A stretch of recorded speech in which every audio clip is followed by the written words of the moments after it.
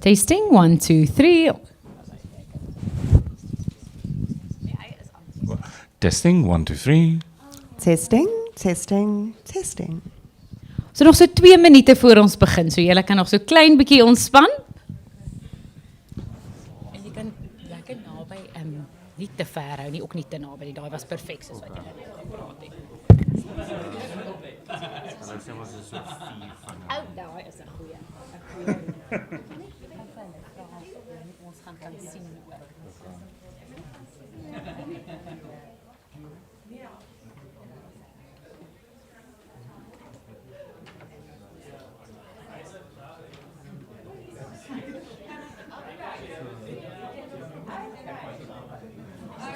Well, okay, daar's Yeah, Hy kan ons blykbaar sien. getting pictures for the socials. ek sien so. So ons sal Bryn kan ons sien en Okay. ek weet nie of julle hom so klein bietjie daar kan sien nie, I maar can see a reflection. okay. So maar ek kan daar op daai skerm so 'n bietjie sien. Is that okay? So hy's in Cambridge. So, yeah. Oh ja, hy kan ons hoor ook. Daarom het ons nie nou geskinder so voor ons begin nie. That could have been embarrassing. Ja, kom ons sit daar neer. But it is a lovely sunny day here in Cambridge. And every time it's sunny here, I have to tell all my South African relatives, just to prove that sometimes in England the sun does shine. Baie welkom by vanoggend se gesprek. Dit is vir my so lekker om met hierdie 3 te gesels want ek is self 'n baie groot true crime aanhanger. My naam is Mia Spies en hierdie is natuurlik deel van die Jakes Gerwel gespreksreeks hier by die Suidoosterfees in samewerking met Netwerk 24. En saam met my op die verhoog het ons vir Hannes Kokemoer. Hy is 'n kriminoloog en hy doen ook assessering van misdadigers en hy fokus op geweldsmisdade.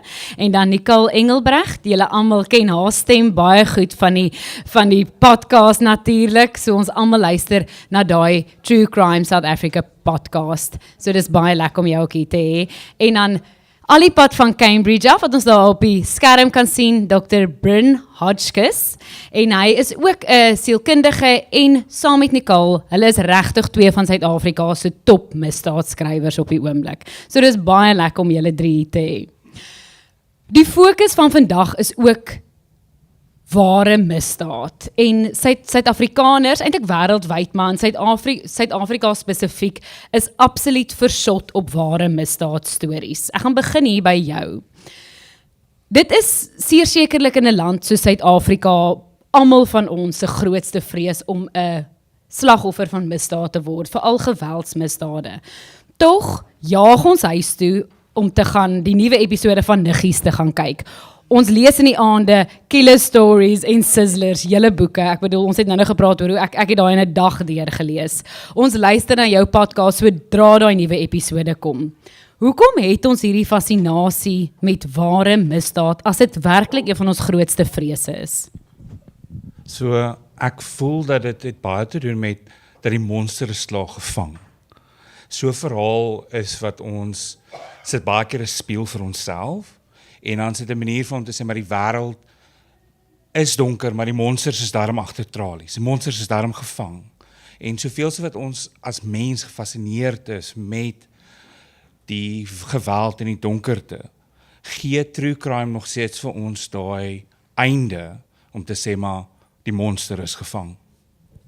Nicole, baie van die stories wat julle ook vertel is soms cold cases ook ongelukkig. So dit is nie altyd die monster wat gevang is nie. Hoekom dink jy het ons hierdie fascinasie?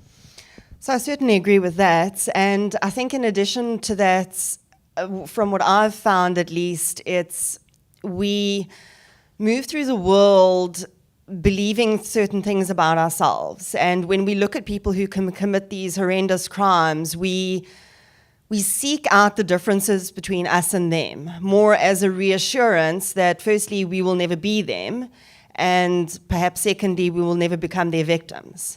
And I think that's got a lot to do with one of the perhaps the psychological reasons that people consume this type of content, to try and almost subconsciously prove that to themselves. And the irony is that there's very little difference between so-called us and them, and even between us and people who may become victims.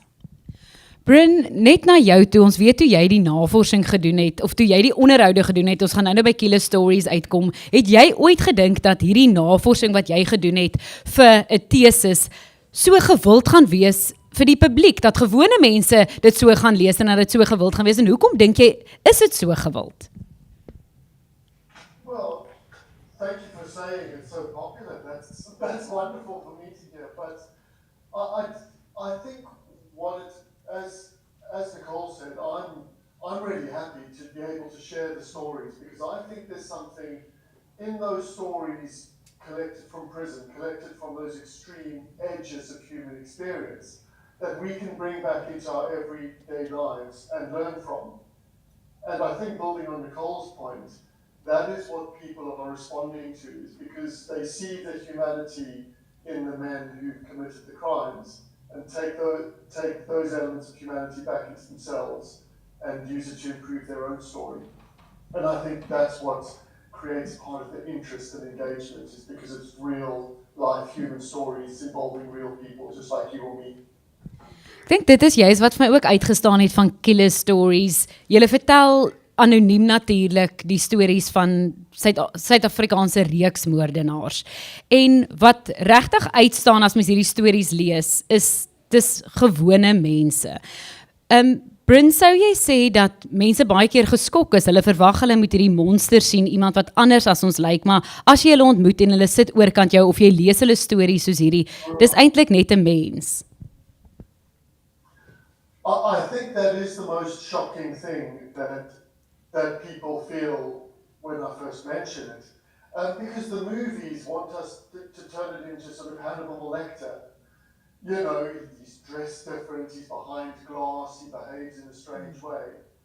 And actually, when you're sitting opposite somebody, and I mean, I'll tell you a quick story now. It's like, this wasn't one included in the book, is I remember in one of the preparatory interviews, interviewing someone who had spent his whole life in prison.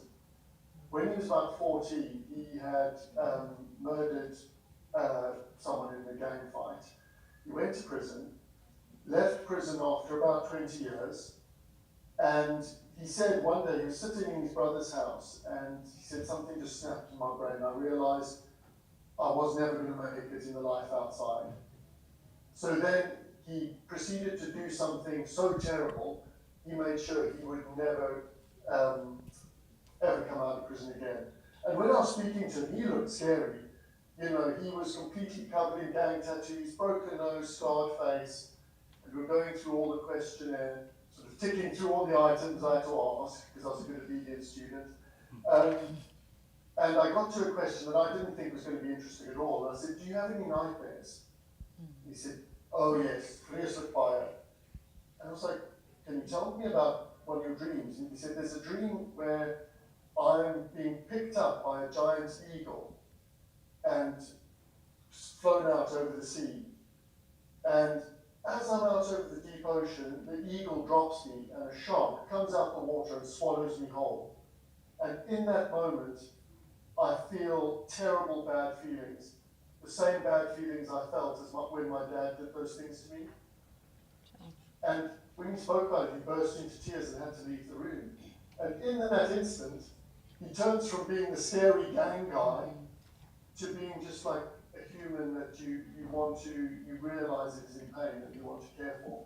And that's something that I wanted to sort of bring out in the book, because that's what certainly touched me. En dis beslis wat mense in hierdie boek ook sien, hoe mense se omstandighede hulle dikwels lei na waar hulle is. Jy het ook al voorheen gesê, mens kan empatie hê met 'n geweldsmisdadiger, maar terselfdertyd verskoon jy nie wat hulle gedoen het nie.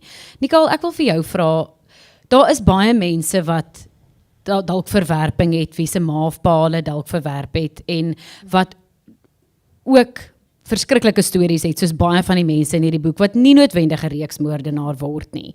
So hoe, en daar's ook 'n handjievol reeksmoordenaars in Suid-Afrika, mens dink daar's duisende of honderde met ons misdaadsyfer, maar daar is nie werklik nie. Wat dink jy dryf iemand dat hulle verskeie mense doodmaak? So, and I think, the vast majority of people who suffer some sort of trauma, even terrible trauma, worse than what some of these men have suffered in their childhoods, don't commit crimes. And that's important to understand. And I think the nature versus nurture question is always on everyone's mind because we want to know what causes it so we can avoid it.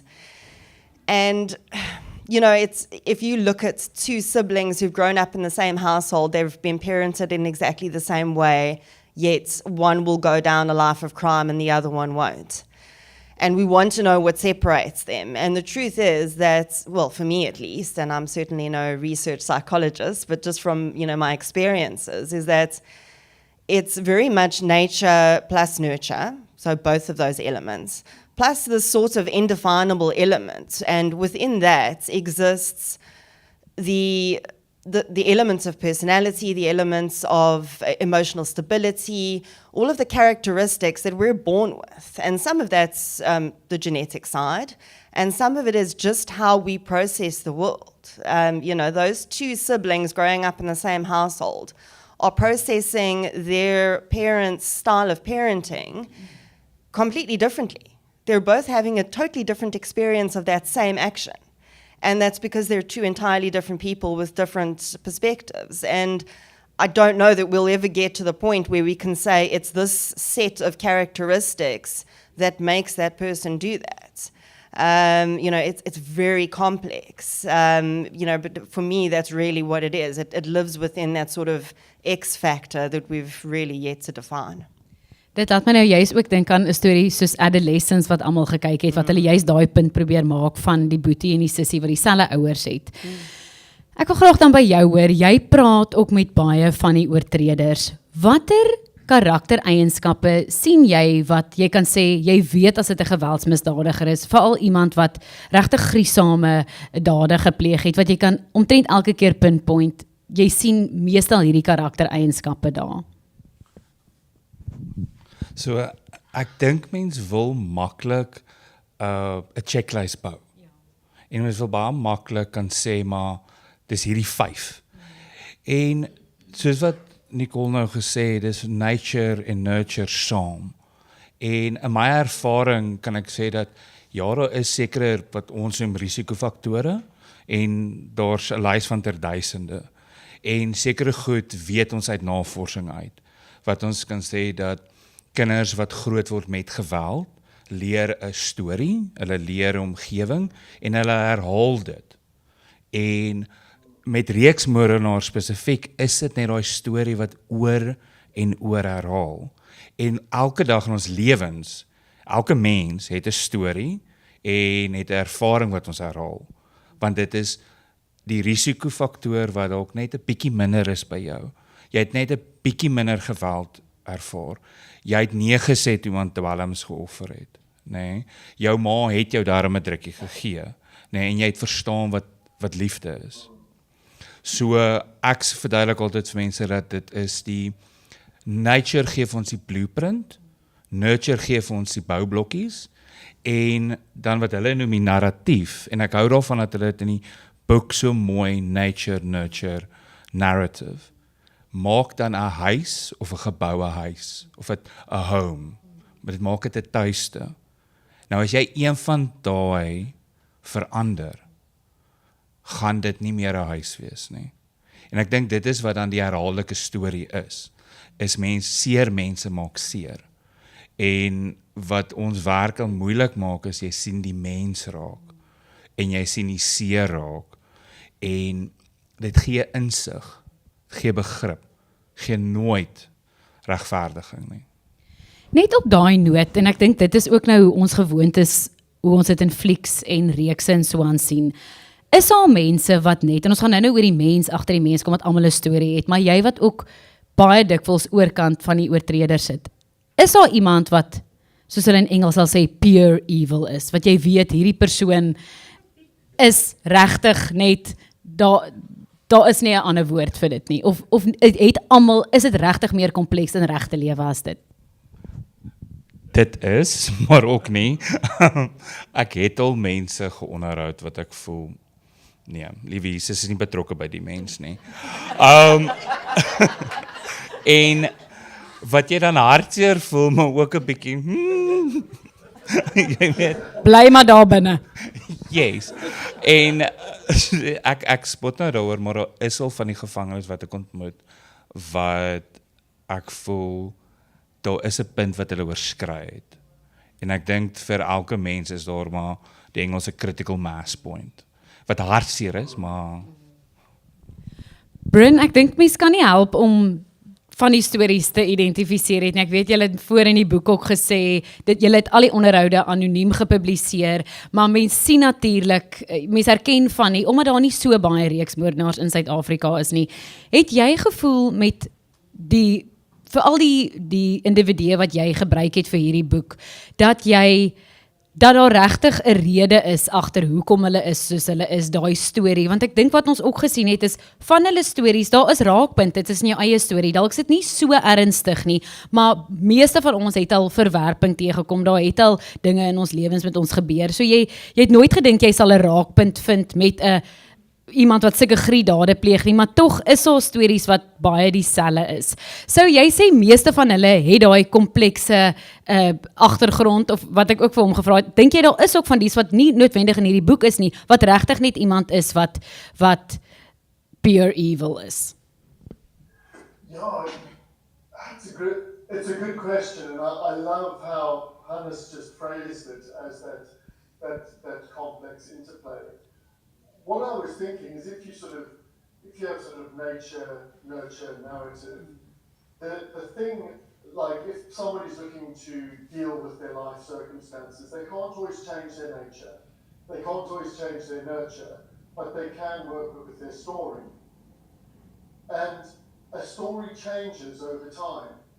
So, for example, a very common narrative I found in serial murderers, and I know the researchers found this in people who are actively committing crime, is a very strong victim narrative. So the sense that they are the victim of a cruel world and they're helpless.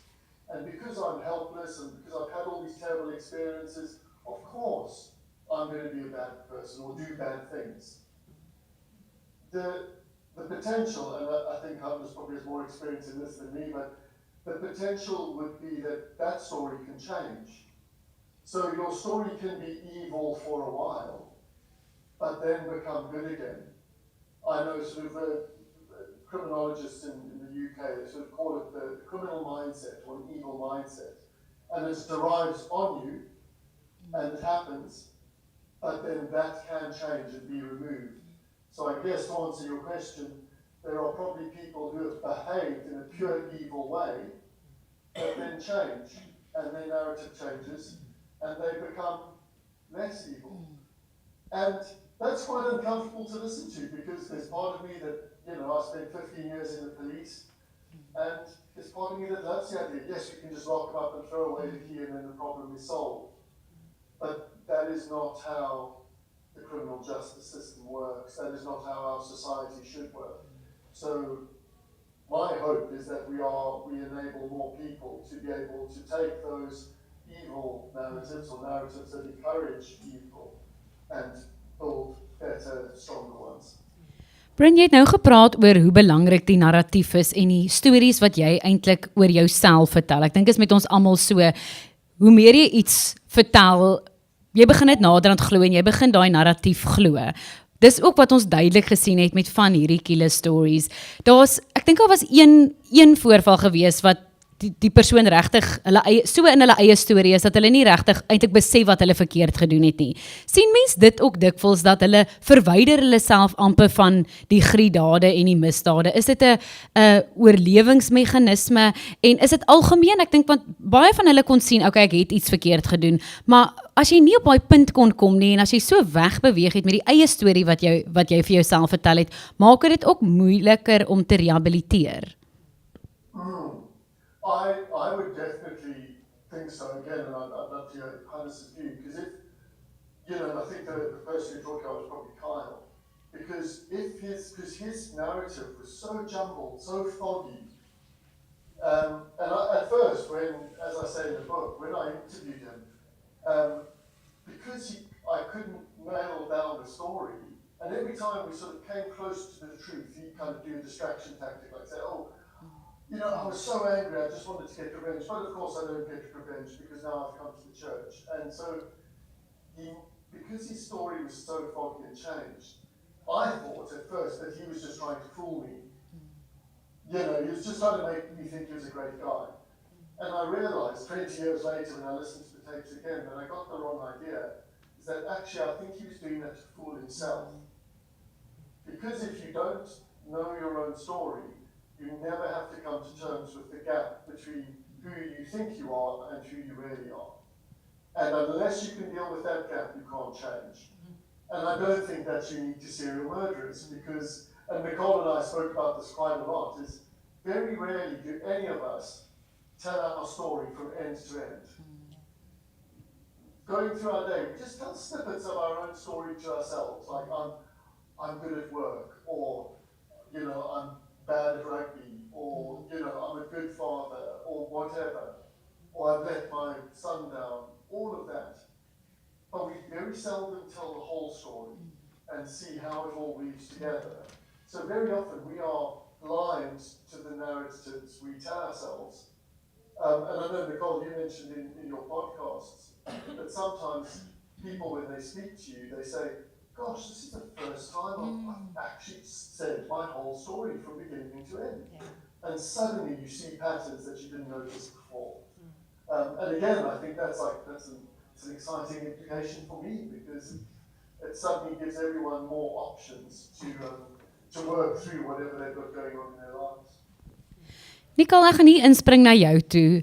Jy praat, jy het natuurlik 'n klomp episodes in daai potsending en mens dink dalk as iemand in 'n gevangenis sit, hulle luister nie noodwendig nie, hulle gee nie noodwendig om oor wat oor hulle gesê word daar buite nie, maar hulle luister en hulle lees en hulle kyk. En hulle wil partykeer na die tyd weet, maar hoekom het jy dit gesê? So dit is ook nogal daai druk van jy weet die persoon en ons gaan nou daarby uitkom, ek dink veral met Sizzlers het dit vir my regtig uitgekom, maar jy werk hier met regte mense, ons noem dit ware misdaadstories, maar dit is regtig, dis mense se lewens en veral vir die slagoffers, julle is so sensitief as julle skryf en as julle praat, want julle weet dis met mense wat julle hier werk, maar voor ons by die slagoffers uitkom, die oortreder self, dit is ook nogal druk, as jy weet daai episode kom uit, daai persoon, al is hy in 'n C-Max gevangenis, hy luister, hy weet en hy hou dop, en kontak hy partykeer jou en sê, hoorie, hierdie is nie presies hoe dit gebeur het nie, of ek wil graag weet hoekom jy dit of dat gesê het. So I must say, when I first started doing this, the thought did not ever cross my mind that my duty of care was always to the victims, and the thought never crossed my mind that an offender might actually hear these stories, unless they'd already been released. There was a possibility. And more it has actually started to happen that on a few occasions I've had offenders paroled and contact me and say, I listened to the episode that you did about my case. It's not always in terms of correction. Sometimes, some of them, it's almost they want me to know that they heard it. And on the far end of it, we have, a gentleman I mentioned to you earlier who contacted me to say, why did I not ask his permission to tell his story? And there was almost an element of, could he get some financial benefits out of it? Clearly did not happen. And especially with that gentleman, I explained to him, it's in the public forum. I don't need to ask your permission. And no, I don't want to interview on my podcast. Thank you very much. It's really, I think, for both Bryn and I, while we were writing Killer Stories, it was Stefan Skutsia who actually brought to our attention that offenders are reading, I don't know how much they're consuming podcasts while they're incarcerated, but they are reading true crime books. He said it quite flippantly while we were interviewing him the one day. He said, you realize that these guys are probably going to read this book. Met Johannes vra, jy spandeer baie tyd daar binne, luister hulle podcasts? Nie van wat ek kan bevestig nie. Plausible deniability. Well, and I mean, I'm sure that they would certainly have access to books that wouldn't, yeah. So, you know, and that was a moment for Bryn and I, because we sat and suddenly all the implications of we'd been writing this for an audience, and now suddenly there was this different audience. And I think certainly Bryn, who'd sat face to face with these men, thought possibly to himself, what I've written, how is that going to be received by these offenders? So, yeah, those are always interesting moments that we don't always think about. Ons weer ons baie selfone ongelukkig nog daar binne, so ek sal nie verbaas wees nie. Wat ek graag van jou wil weet, Hannes, net op daai punt, is dit nog steeds vir 'n oortreder belangrik dat hulle eie narratief kan beheer? Ek dink daar's baie dinge buite hulle beheer, maar die stories wat oor hulle vertel word, en dink jy tot 'n mate aan die ander kant dat dit vir enigstens, ek bedoel, van die reeks moordenaars en die bekende moordenaars raak household names amper daar, hulle kry series en podcasts en flieks as ons oor see kyk. Kan dit nie ook 'n aansporing wees om misdaad te pleeg, om te weet, jy gaan daai, nou nie beroemd wees nie, maar jy gaan ten minste berig wees? So, dis 'n moeilike vraag, want ja, jy het gevalle internasionaal wat jy of copycats het, wat mense wat nou wil faam bereik, en daar is gevalle in Suid-Afrika waar mense juis misdaad wou pleeg met die idee. Maar om iemand se storie te lees, jy gaan al reeds daai gedagte hê, die storie gaan net vir jou die milieu gee om dit te doen. En selfs met gevangenes of oortreders wat hulle storie vertel, baie kere is dit vir hulle moeilik om die volle waarheid te vertel, want die waarheid dra gewig. Die waarheid, as ek sê wie ek is ek aanspreeklik vir wie ek is. En baie van mense in elke dag se lewe hardloop weg van daai volle storie. Want daai volle storie het daai verantwoordelikheid, maar ek moet nou leef. So ek gesê het ek drink my koffie swart, dan moet ek altyd my koffie swart drink. En as dit kom by oortreders, as hy nou finaal erken, is dit daai 'n deel van hom wat breek. Net so wat ons erken dat ons is nie almal altyd goeie mense nie, is al beeld binne ons wat breek. En om dan jouself te vereenselwig. Want jy kan nie met twee beelde leef nie. En soos wat Bryn net nou gesê het, hoe wyer daai gap is, hoe meer verdwaal raak iemand in sy eie storie, en meer kraai storie klein jakkeltjies wat nou aankom.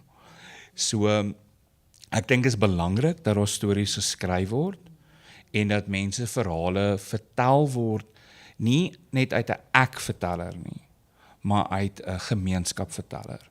In ander woorde, dis 'n stem wat vertel. En hierdie boek gee vir enigeen van daai persone wat hulle storie gaan lees, is dit 'n groot spieël, wat dan sê, maar dis wie ek is. En ons 'n deel van my wat moet dit aanvaar. En dit is deel van hulle rehabilitasiepad, maar hy speel te aanvaar. Dit bring my nou juist by die volgende punt. Nicole, jy skryf in Sizzlers, The Hate Crime That Tore Sea Point Apart. Dit gaan natuurlik oor daai massamoord in 2003, as ek reg is, nou langer as 20 jaar terug in Seepunt, wat regtig ongelooflik gruisam was. Kry mens nog steeds nie die volle storie nie, na al hierdie jare. Ek bedoel, 2 mense is vasgetrek, een is nou intussen oorlede, maar die ander ene sit in die gevangenis, en die volle storie kom nog steeds nie uit nie, selfs met die slagoffer-oortreder gesprekke, daai victim-offender dialogues, kom hy nog steeds nie met die antwoorde wat daai familielede en die slagoffer so graag wil hê nie. Wat is van die redes, dink jy, dat mense net, soos wat jy hier geskryf het in die Sizzlers boek, net daai storie vir hulle self hou, en hulle weier om inligting, feite wat regtig vir sommige mense berusting sal bring, om dit net te deel? So I think that's, of course it won't be the same reason for everyone. There may be elements of certain offenders may be afraid of people. There might be a sense of fear of speaking the truth, even so many years later. But I think overwhelmingly what I've seen with the type of offenders who, after so many decades, still refuse or still start to continue to twist the truth, is it's an element of control. They've been put behind bars. They've had pretty much every, sort of control they have over their lives taken away from them. And this is the one piece of control they still have left in terms of how they tell their story and what they share. And again, that's certainly not everyone, and that's just my non-expert pop psychology version. But I think it's something that rings true, certainly for Adam Wust. He is an offender that throughout, from what we've seen of his background and his crimes, was an insecure person, felt very much as though he did not have as much control as he would have liked in his own life and choosing his own path. And I think he, till today, continues to use what he did that day as an element of control over this really large group of people. Hannes, stem jy saam? Is dit dikwels daai laaste bietjie beheer wat hulle het? Hulle hou vas aan hierdie storie. Ja, ek dink dit is werklik dat as ek my storie wil vertel, gaan ek mos myself as die vyand skryf nie. So ek dink baie van die gevangenes is dit nou die laaste strooi is wat hy het, nê. Gaan hy nou daai strooitjie vashou en hy gaan eerder ekstra bylas en homself beheer, maar ek is nie so sleg nie. Ek is nie rarig daai nie en Hulle probeer amper hulle self oortuig meer as die mense daar buite. Ja, dis korrek en ek dink ek het al baie onderhoude gehad wat dit vat 'n dag van baie moeilike vrae en baie moeilike onderhoud om deur te breek. En dan nog steeds sal hulle na die tyd sê maar ek verkeerd. Dis hulle het nie dit bedoel nie of dalk was dit 'n taalprobleem, jy weet. Dit was altyd een of ander iets net om daai mag terug te klim in 'n wêreld wat hulle dalk nie baie mag het nie. Bryn, was dit ook jou ervaring gewees toe jy hierdie onderhoude gedoen het? Ons weet ook mense verander hulle storie, hulle hou vas aan hulle storie. En dan net op daai punt van al die onderhoude, nie net, ek weet daar's 'n paar gekies om in hierdie boek te verskyn. Dit is anoniem. Net weer vir ons herinner, hoekom het julle besluit om dit anoniem juist te publiseer? Well, the decision to do it anonymously was partly because that was the agreement. When I did the original research, I was doing it for the South African Police. For Dr. Mickey Pistorius, she said, well, we need to increase our knowledge about South African serial murderers. Can a student go and interview some of them? So I was like, yeah, let's go do that because we're building a database. But part of the original research confidentiality agreement was to say, yes, we could reuse everything we collected or everything I collected on the condition it was anonymous. So I wanted to honour that.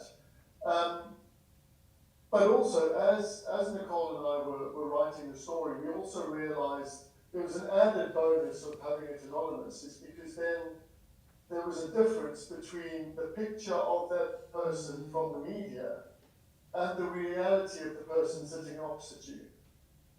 And by just giving the reality of the person sitting opposite me in the prison, their story came out more, and actually for us became even more powerful. And part of the reason we wanted to do that was when Stefan said, we read these books in prison. I had thought, some of the guys I interviewed might read the book, I thought about that before, but I hadn't thought, oh man, then we've got a duty. Because the context Stefan said that in, he said, we're reading books to try and find out about how to deal with life and to try and hear about people who survived and have made their life better. And it made me think if I was sitting in prison and every book I read was about bad men doing bad things and just getting worse and worse forever, that's not going to give me the sense that I have a place in society anymore. So that's also, that then became an added reason to say, no, we're going to stick with anonymity because we want to respect sort of the humanness of the stories, and we want to say, you know, even if you did do bad things, you're still a human and you're still worthy of the human rights and respect. En ek dink dit is ook, mens moet die heeltyd die mense in ag neem en dit is absoluut wat almal van julle in julle werk doen. Julle het natuurlik ook, soos wat jy nou gesê, die oortreder self, die wat nog lewe, hulle gaan die gevolge moet dra van as mense self saam met hulle in die gevangenis hierdie boeke lees, maar julle het ook baie klem gelê op die slagoffers. En ek dink, Nicole, mens sien dit veral in Sizzlers, dit is soveel gesinne en soveel families wat daarmee geraak is en om hulle seer na al hierdie jare weer op te bring. En van die families het ook die boek gelees en het terugvoering vir jou gehad. Jy, selfs in jou potsendings, jy het altyd daai slagoffer oogpunt in gedagte. Hoe belangrik is dit as jy met ware misdaad werk om te besef, okay, dis nie net 'n storie nie, dit is eintlike mense en veral die slagoffers wat jy so goed altyd in ag neem. Thank you. I appreciate that. For me personally, it is vital, and I don't think I could do this work to the degree that I do it, and for as long as I've done it, if I wasn't focusing on the victims. That is the element that keeps me going, really. Because it feels like I'm not producing salacious material for the sake of producing it and focusing on the worst things that have happened to people. I'm actually doing it. It's making a real world difference to real human beings that I have the honor of dealing with, and that's for me is huge. In the beginning, that was one of the main reasons I started the podcast. Was I saw what certain sort of ethically produced podcasts in America and the UK were doing in terms of bringing in awareness on cold cases, educating the public, and that's really what I wanted True Crime South Africa and then further along and as an extension the books to be, was to focus on that. When true crime started as a genre, it was very much offender focused because that's where the obsession was. And the victims almost became straw men in their own stories. It's sort of there as a placeholder so you could have someone to, instill this violence against. And I wanted anything that I produced and will always want it to be that way, to be the complete opposite. That yes, there are these two narratives. It's the offender's narrative and the victims. But focusing as much attention as possible on the victim's experience is vital to me. Ons het vroeër ook gepraat oor hoe baie mense hierdie tipe inhoud ook gebruik en hoe lief Suid-Afrikaners ook is vir ware misdaad inhoud.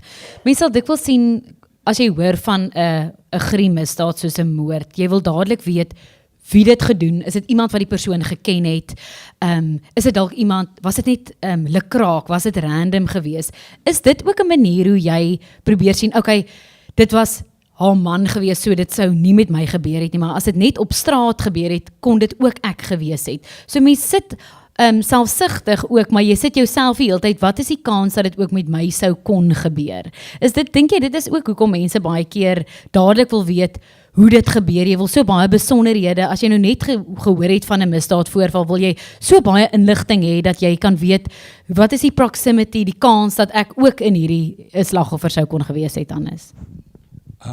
Ja, en ek dink ook, Afrikaans as 'n taal, is baie, Suid-Afrikaners ook as 'n mens, is baie geneig om te kyk, maar wat het gebeur? En dit is in 'n fokus dan, as ek kan sien, maar, hoe is die buurman? Ja. Hoe lyk my buurman? Nee, en ek dink dit is ook omdat ons in 'n land is waar ons geneig is om hypervigilant te wees. Ons verdag baie mense en ons kyk altyd om ons, jy weet, jy sluit jou kar 3 keer.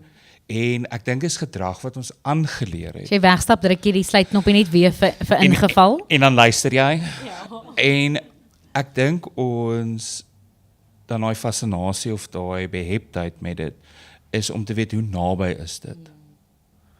Want En ek het probeer gaan kyk na statistieke en goeder oor hoe maklik en hoe naby kan dit raak. En hoe naby kan ons almal kom aan iemand. En hulle sê dis eintlik onmoontlik vir Suid-Afrikaners om hulle lewe te leef sonder om geraak te word deur misdaad. So dan is elke storie jou eie risikobestuur. Nee, elke storie is dan, is dit in my straat, is dit in my huis, is dit in my kerk of in my skool, my woonbuurt, is ek veilig? En ek dink baie Suid-Afrikaners gebruik daai inligting om te vra, maar is ek nog veilig? Waar ek sit, waar is my voete? En ek dink dit is hoekom ons daai aanhou beheptheid het met dit. Ek hoop dit is in jou kerk nie, is mos jou kerkmaatjies wat hierso sit, so ons gaan vir hulle watch hoor.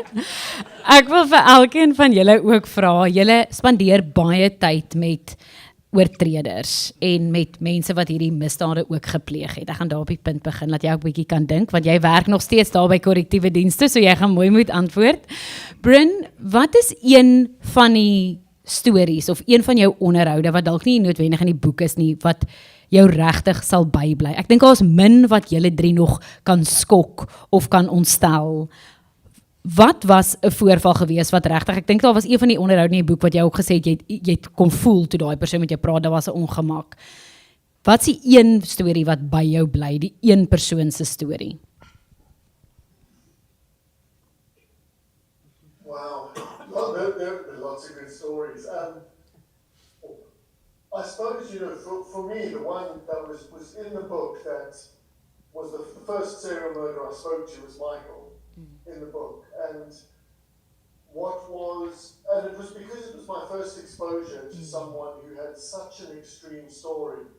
And it sort of felt like a kind of trapdoor had opened underneath them and kind of dropped into this quite dark underworld where Michael was almost describing himself as like this childhood, like a monster out of a fairy tale that would come and steal away your children if you abused them, and was explaining that, well, because I was abused, and then I abused children, then I was releasing them from pain by killing them. And that stuck in my head because it was dark and different, but also because in speaking to him, even though he looked a little bit frightening in, persoonlijk, he came across quite often as a wounded child. So physically he was intimidating, but there was this sort of the contrast of vulnerability that made me think very differently about his upbringing, and that stuck with me. As I say in the book, I remember that evening going back to my student accommodation and just drawing strange pictures to kind of flesh things out in my head.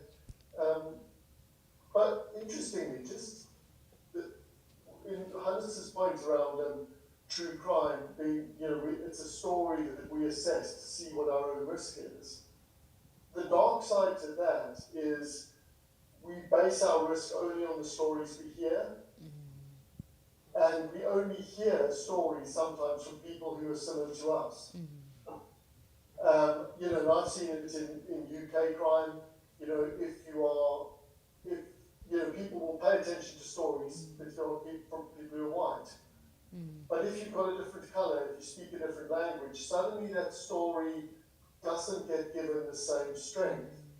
So our view of our risk of crime gets skewed just by the people we're listening to. And I've seen that both in studying South African crime and in working in crime in Britain, is that the reality of the crimes that are actually going on are quite different from the stories that end up in people's heads or on newspapers. Nicole, vir jou, wat is van al die potsendings ene wat jou werklik nog ontstel het, of wat vir jou was soos, okay, daai ene is, teen al die verskriklike geweldsmisdade in Suid-Afrika, is dit ene wat jou nog geskok en bybly? So I think for me, ultimately, it's always the unsolved ones that stay with me. There are some of the episodes I've done where there's just been terrible, gratuitous violence, and that's, I continue to think about that for days after I'm finished researching and releasing that episode. But the unsolved cases, the unknown monsters are always the scariest. You know, and specifically Connor Isaacs, the episode that I did on his murder, he's a 15-year-old boy who was murdered here in the Western Cape. He was on school holidays, sitting at home playing Xbox, and someone broke into his house and murdered him.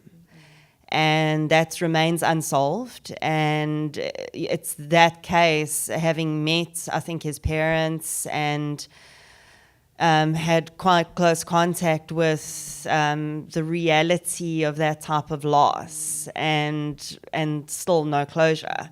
Those are the cases that really do stick with me, because it's just the injustice of it all, you know, the gruesomeness and the horrific stuff you can sort of process and put in a box. But the ongoing injustice, when we know, sadly, at our current solve rate for murders, only 1 in 10 families will ever get their family's murder case solved. I think that's really what sticks with me day in and day out. Hannes, ek gaan vir jou ook vra, kan jy nog tydens onderhoude regtig geskok word of ja, gewalg word seker?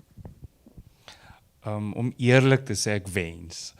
Omdat my spesialiteit juis lê met die erge geweld en die erge geweldmisdade, is die sake wat ek doen nie die alledaagse moord nie. En dit klink vreemd en dit klink wat facetious om dit te sê, maar dit beteken ek het ook in my werk nie die luxury, jammer vir nou dat ek nou nie die Afrikaans kan vind, die luksheid dat om geskok te wees nie.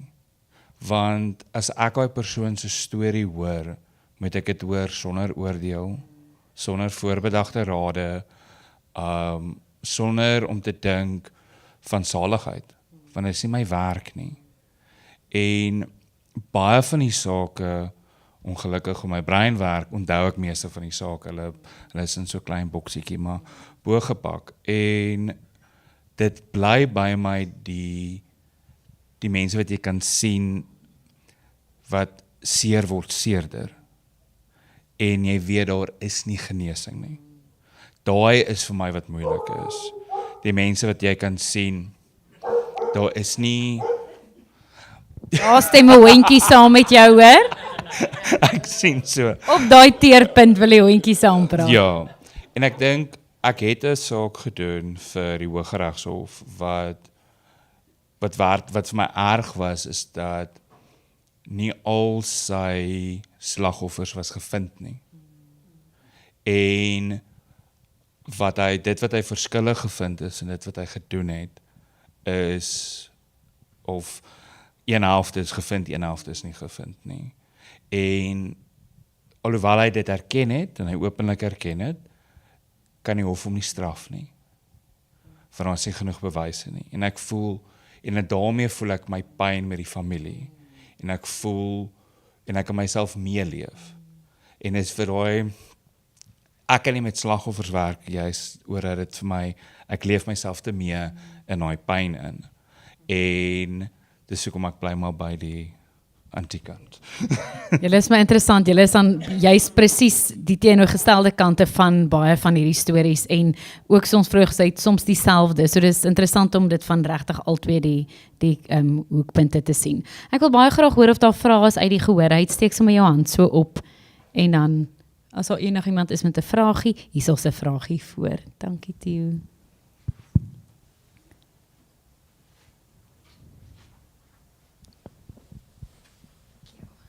Good morning. Sorry, my Afrikaans is terrible, so I'm speaking English. But thank you for your work, all three of you. I am a fan of true crime. I also work in media, so I've done a lot of reporting on news, and gender-based violence, obviously as a woman, hits me in a very personal way. And so just on that note, on doing work like this, what is your process? Because I focused on it a lot at a stage, and then I got to a point where it was too much for me, like even just the news cycle.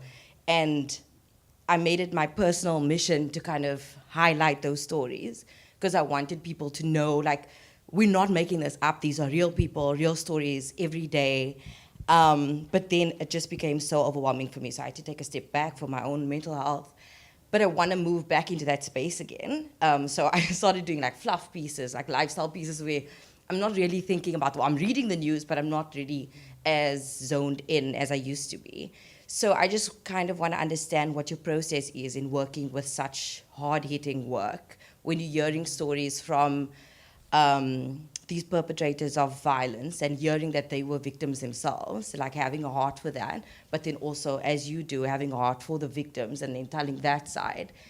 How do you process all of that? Like, you have first-hand experience with these people and they're telling you all of this. How do you process that information as a human being yourself?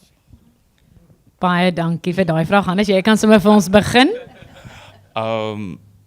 I once joked with a friend that I'm the right kind of broken. So by keeping it as in my mind, it is a narrative. The interview is locked in a room, but I also approach it very academically. So I do a lot of research before I do an interview. I do a lot of research after I've done the interview. I do my notes, then I do secondary notes. So I approach it very, very academic, very objective. So I focus on facts, not necessarily on emotions. And what's interesting is how a lot of the collateral that I collect come from stories that have already been written. And that's why I can say there's value in reporting on crime, whether it is in the beginning of it, during the trial, during an offender's time in prison, or for the victim. There is a continuity and a value in that. And I think we all find different ways of debriefing. And that's what's important, that you acknowledge that you are not just one thing. Just as we have said that offenders and their stories are not just one thing, so all of us as humans are not one thing. I am not just a criminologist. There's a lot of commas behind it. And that you balance it out, that you find the light. And I have a technique, or basically it's a bell curve. If I see 2% of the worst of humans, that means, and that is evident proof, there's 2% good. Just because we see the dark does not mean the light does not exist. Net voordat jy die mikrofoon neersit, ek gaan laat elkeen van julle, dit is 'n baie goeie vraag. Hoe ontlaai jy? Ek dink baie mense is ook nuuskierig. As jy by die huis is, lê jy hierdie en kyk jy adolescents en niggies en luister jy na Nicole, of wil jy wegbeweeg daarvan? Wat doen jy om af te skakel? So ek dink my Netflix dink ek's 'n baie angstige tiener. Love is blind, dis wat ek doen om af te skakel. So ek kyk elke animation, elke cartoon. Ek het spesiaal vir hierdie die boek gelees. Want soos ek sê, soek die balans, nee. So ek doen kuns en ek skryf, ek het al gedigte gepubliseer, allerhande goed is dit, om net daai balans te vind en daai debriefing te doen, want as jy kuns doen, kan jy krap en jy kan iets maak en is mooi en niemand hoef te weet wat jy ervaar het in dit nie. Nicole, selfe vraag vir jou ook. Hoe hanteer jy die stories wat jy hoor en wat doen jy dan om ook af te skakel? So, as Hannah said, I'm also conveniently broken. I'm just enough broken to be able to do this work well. With, I have this little superpower called compartmentalization, which I learned as a child, and now I have discovered I can put to great use in this type of work. Where I put these terrible things into boxes, and sometimes you look at the boxes and sometimes you don't, not as often as you should. So, the last 6 years, I literally have not done anything that is not related to crime. But I guess the irony of that is, even when I'm watching documentaries and reading books for research, even if I wasn't doing this, I would be doing that as a pastime anyway. So, really what I've come to learn is that if you are really doing what you're passionate about, for the most part, it's going to fuel you and not drain you. There must be boundaries. For someone like you that is struggles to do it day after day. For my advice would be focus on the stories you can tell, because one story is powerful enough, and if you can tell two, fantastic. But if you break yourself in the process, you'll be able to tell no stories. So pick your stories. Don't let the stories pick you. And just know that every single one that you do tell is more than enough. I don't really have any pastimes that don't involve crime at the moment. It's all consuming.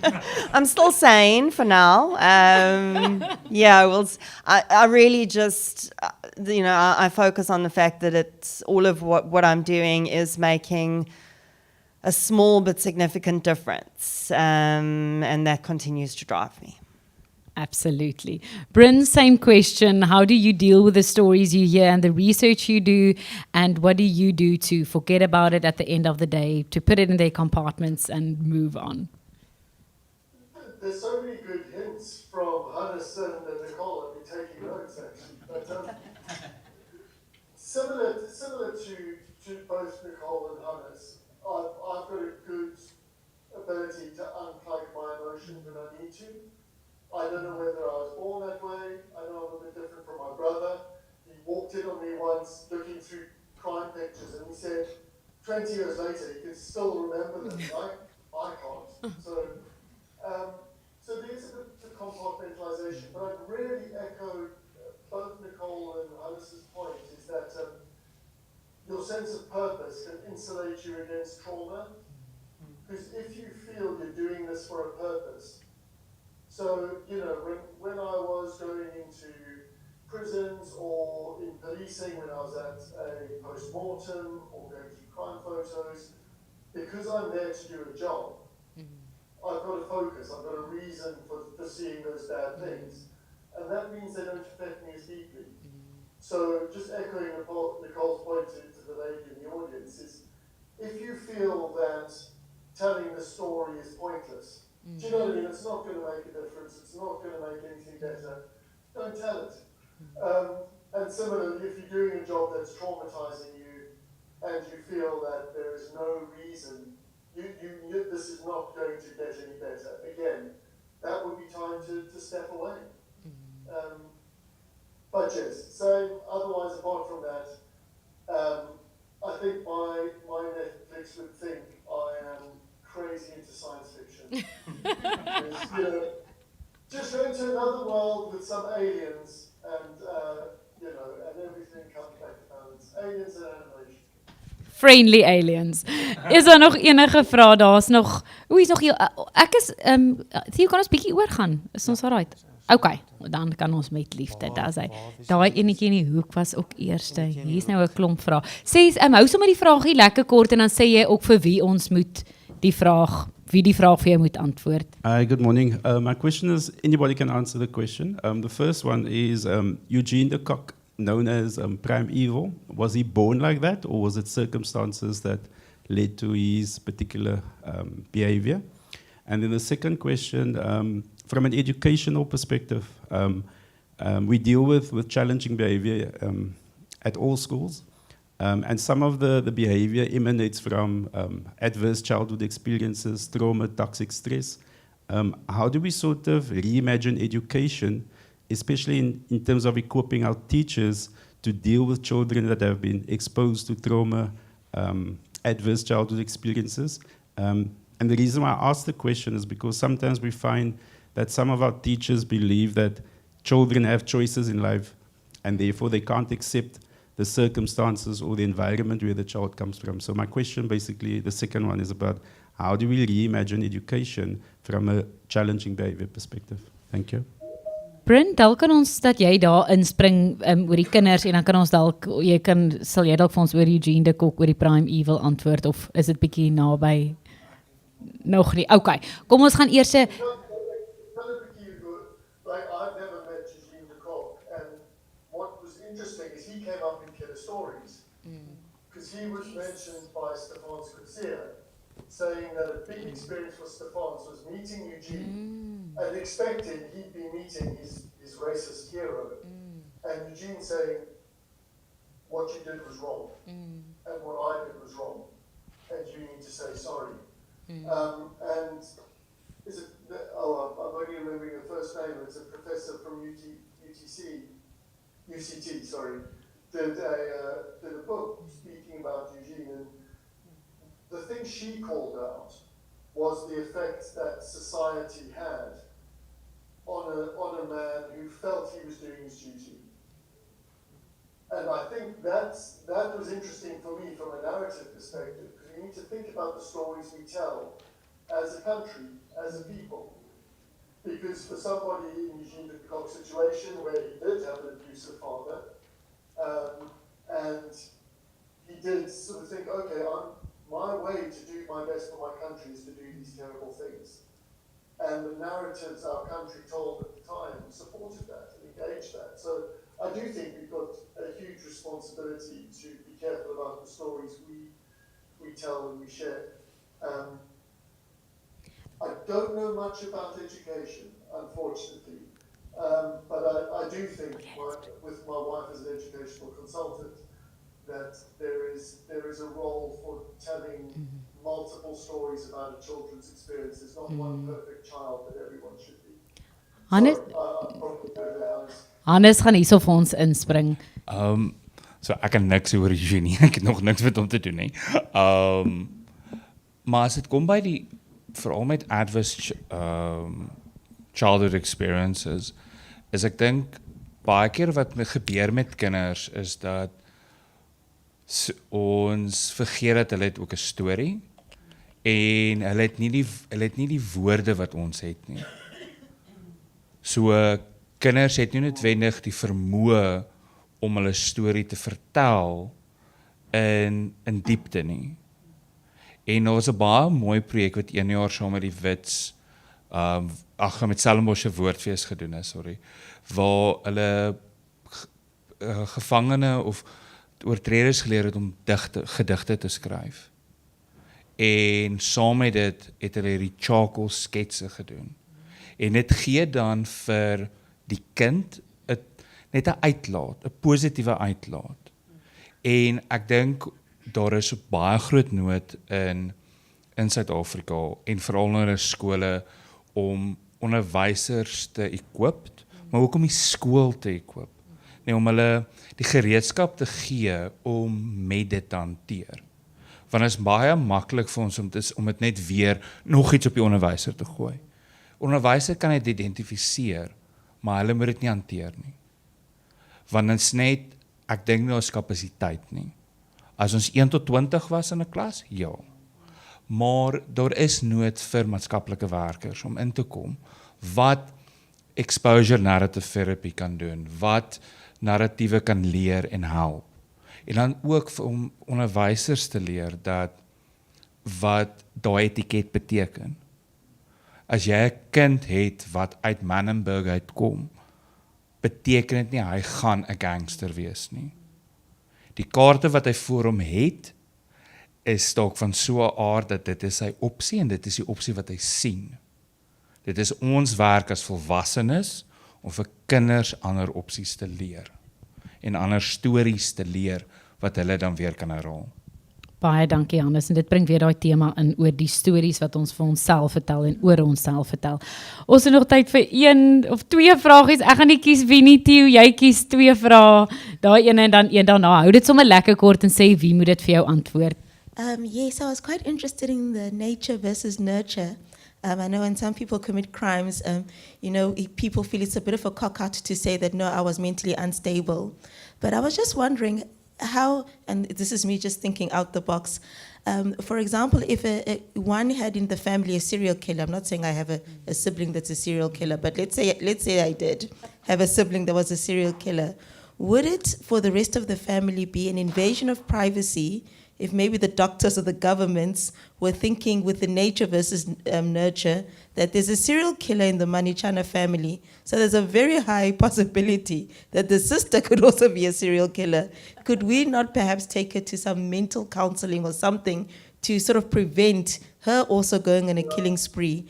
Would that be now going overboard, or would that be an invasion of the family's privacy if they have one individual who's committed such great acts? Thank you very much. Wie wil omvat? Bryn? I suppose I can take it. I guess partly I'm coming from having spent a good part of my career in police. Yes, I think you probably would be going overboard with that one, because it would be very difficult, because in my belief, you've got this complex interplay between nature, nurture, narrative, and then sometimes just chance. And you've got loads of examples of people who've had family members who've done terrible things, and their brother or sister have gone on to live a normal, happy life. So I think it would probably be we should spend more time and more effort, I believe, thinking about things Hannes was talking about prevention. So, because once someone's done something bad, that can't be undone. Let's think about how we can create better circumstances for kids, how we can give people more emotional agility, for example, so they can deal with adverse circumstances and have more options for coping. I think I'd love it if I could wave a magic wand that we put more effort in prevention and less effort in catching and locking up. Thank you, Bryn. En dan laaste vraag. Theo, jy kies die laaste vraagie voor ons afsluit. Dit is maar te moeilijk om te kan ons nog twee doen. Okay. As jy tyd het, ek het baie tyd, is my verskriklik interessant. So as iemand moet uitglip vir 'n teaterstuk, dis reg met ons. Ons verstaan ons is bietjie oor tyd, maar ons wil graag julle vrae antwoord. Just in connection with the Sizzlers crime, is it possible that somebody would not spill the beans because they're protecting someone else, like a sibling, for example? And if so, is that a common occurrence in perpetrators? And then more generally, nothing to do with Sizzlers, is there a difference between the crimes or the motivation for the crimes committed by people like sociopaths or psychopaths and other serial killers, for example? Are there different things that motivate them, or different trigger points, or is it all the same? And does that have an impact on, for example, rehabilitation or anything else? Thank you very much for that question. Nicole, I'm going to let you jump in with the Sizzlers answer. Sure. So specifically with Sizzlers, I have heard there's been a thread that has run through really from the beginning that both Trevor Tace and Adam Wust were afraid of someone, and that is why they were not speaking the truth. As that was referenced in the judge when the judge handed down his judgments. He said that he understands that there is a possibility that there may have been someone else involved, and that the perpetrators may be withholding information for that reason because they were afraid. As time has gone on, I'm hesitant to really believe that. I personally believe that perhaps Trevor Tace may have been under the impression that there was someone to fear. But I don't believe that Adam Wust really feared a specific person. So yeah, and but I mean, in other cases, that can certainly, in gang cases, that's very often a perspective that we see, is where people will not will rather go to prison than face the wrath of the gang, of a violent gang. In terms of your other question, I'm happy to give it a go. I don't know if you'd prefer to. Okay. So in terms of the sorry, did you want to ask an add-on? My question was actually about protecting the sibling rather than doing. Oh, sure. Because of fear. Okay, specifically in the Sizzlers case? Yeah. Okay. I guess it's a possibility. It's not something that I specifically saw in the Sizzlers case. I know Adam Wust's, there didn't seem to be serious issues with his siblings. And I don't think Trevor had issues with his either. I know Adam Wust's, there was a question around, was Adam Wust homophobic? And people said, well, he couldn't be because his brother was gay. So that's, at least from my perspective, that's not something that I personally picked up. Although I think you might be asking this for a very specific reason, and perhaps you'd like to tell me later. No, it's just that I don't necessarily motivated by fear, but by Sure, protecting someone else, yeah. It's possible. I think that every human being has a point where when they're faced with 9 life sentences, how much do I really want to protect that person? There has to be a deep connection for you to give up literally your life and your freedom for the rest of the foreseeable future. And often, even if there is an element of protection, the evidence is not going to hold up that story. I can say I did something to protect my child or my sibling, but when that comes to a court of law, the evidence is probably not going to hold up that version, because the evidence may prove that the sibling or the person being protected committed the crime. In terms of the motives, there are many different motives. It's in terms serial killers' motives are usually intrinsic, so psychological to some extent, and often not very obvious. So even sexually motivated serial killers, the motive is not to commit a sex crime. What they gain from that is not sex, it's power and control. So the motives are very often mask, at least in my experience, what lies underneath. I think a good example of that is Rosemary Ndlovu, who, from all appearances, her serial crimes were motivated by financial gain. But at the base of it, really what it was an element of controlling her family members, being in control of her own financial situation, and sort of using people to gain that power and control through financial means. So I do think motives differ. At the very base of it is very often a deep seed of a need for power and control, though. Baie dankie, Nicole. Die laaste vraagie, jy kies en dan sluit ons af.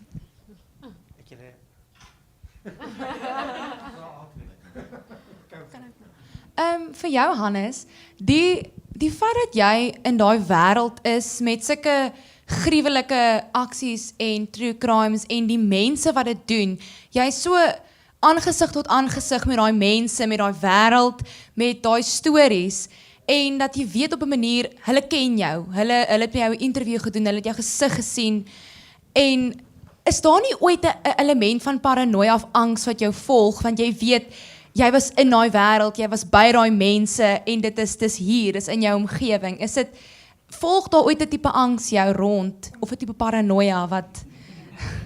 Anders, ek dink ons sluit af met daai vraagie, en dan antwoord hy sommer al twee.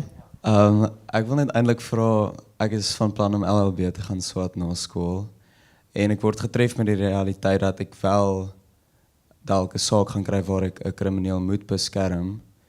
Voel jy mense wat wel skuldig is verdien daardie beskerming of regsadvies, en as jy doen of nie, hoekom nie?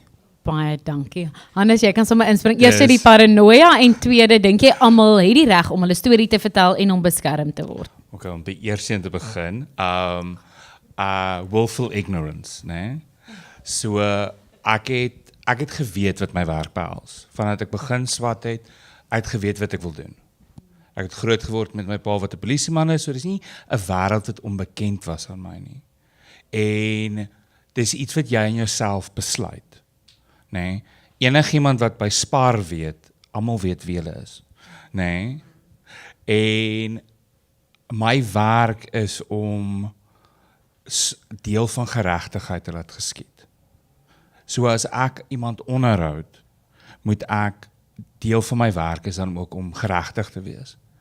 Is dit regverdig om iemand aan te beveel vir parol, wetend hy gaan in 3 maande terugkom? Net omdat ek dink of omdat ek voel of so iets. Dis nie hoe dit werk nie. My werk is om objektief na iemand se risiko te kyk en te sê, ek hoor jou storie, maar jammer nee, of jammer ja. Nee, om te sê, maar as dit ja is, 1, 2, 3, 4. As dit nee is, 1, 2, 3, 4. So dis nie net, my werk is nie net om 'n ja en 'n nee te gee nie. Dis om te sê, jy kort terapie, of jy kort vaardigheid, jy kort 'n safety net. Nee, ons gaan jou hier uitskop en dan moet jy soos 'n baba voeltjie leer vlieg. Meeste mense val en om seker te maak dat jy nie val nie, skep ons 'n net. En vir die tweede vraag ook, ek dink niemand, iets wat ek baie sterk in glo, niemand verdien geweld nie. Ongeag wat jy gedoen het in die wêreld, ongeag of jy mens of monster is, niemand verdien geweld nie. En dit beteken ook strukturele geweld. So sou ons hof of ons regstelsel regverdig gewees het, as net een kant gehoor was. Deel van 'n prokureur en 'n veral vir die kriminele prokureur en verdedigingsprokureur is om seker te maak dat geregtigheid geskied. Dat die wet word behoorlik toegepas.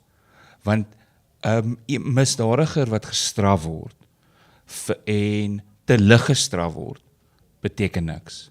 Maar iemand wat geswaar te straf word, beteken ook niks. Nee, so jou werk dan as prokureur is om seker te maak dat vir jou kliënt is geregtigheid geskied. En om die balans te gee vir die staat. En as ek sê, dit bly die idee dat ons werk en geen waar ons in hierdie prentjie sit nie, ons probeer 'n deel van geregtigheid na vore toe te bring. Of dit nou deur stories is, of dit nou deur onderhoude is, of deur verdediging te wees.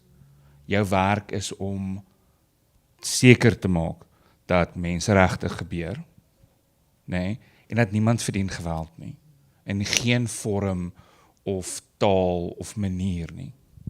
Ek dink dis 'n baie goeie noot om op te eindig en baie dankie vir die werk wat julle 3 doen. Ek dink van al die verskillende oogpunte af, veral in 'n land soos Suid-Afrika met ons misdaadsyfers, is dit so belangrik om daai stories te hoor.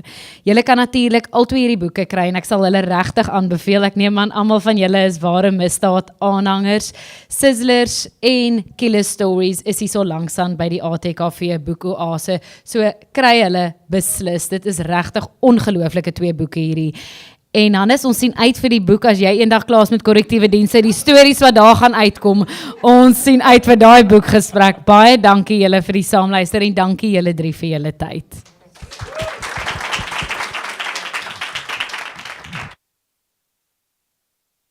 Se gesprek Mandela en Smits vind nie meer plaas nie, so net vir julle beplanning vir die res van die dag. Daai gesprek het deur die mat geval, maar môreoggend 9:30 is ek terug met Zelda Legrandsie. Baie lekker gesprek, so ek hoop ek sien julle môreoggend 9:30 vir. Baie dankie julle.